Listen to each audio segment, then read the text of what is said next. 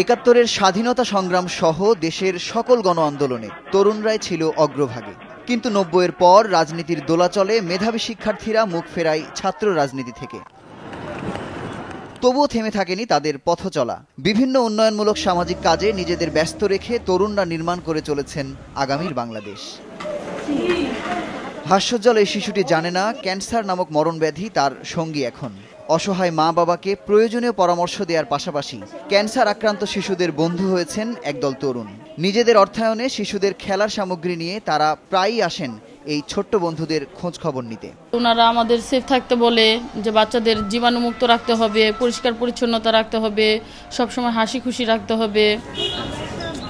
অপর একদল তরুণ পরিষ্কার পরিচ্ছন্নতার পাশাপাশি অশ্লীলতা মুক্ত করতে চায় রাজধানীর বিভিন্ন উদ্যান ও বিনোদন কেন্দ্রগুলোকে। পার্কে যেভাবে অশালীনভাবে ছেলেমেয়েরা বসে থাকে, যেটা কারোর জন্য শুভনীয় নয়, তো সবার জন্য উন্মুক্ত একটা সুস্থ বিনোদনের জন্য আমরা কাজ করি। আমাদের ছেলেমেয়েরা আরও ২৭টা গ্রুপে কাজ করছে বাংলাদেশের বিভিন্ন প্রান্তে। যেমন তারা রক্তদান কর্মসূচিতে কাজ করছে, দুস্থ বাচ্চাদেরকে শিক্ষার জন্য কাজ করছে।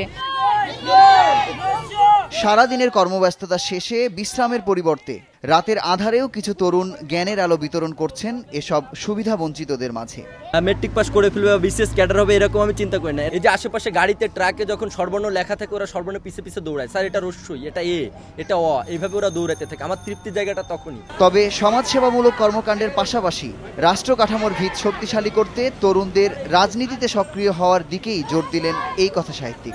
২০১৫ সালের বাংলাদেশে যদি আমরা খতিয়ে দেখি তাহলে দেখব তরুণরা সামাজিক কাজকর্মে নানাভাবে এগিয়ে রেখেছে নিজেদেরকে।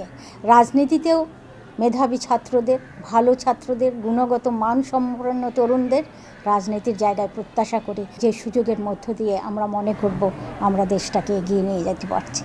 বেসরকারি জরিপে রাজধানীতেই হাজারেরও বেশি সংগঠন নানা উন্নয়নমূলক কাজের সাথে সম্পৃক্ত, আর এসব সংগঠনের অধিকাংশের নেতৃত্বে রয়েছেন তরুণরা। মুজাহিদ শুভ, সময় সংবাদ, ঢাকা।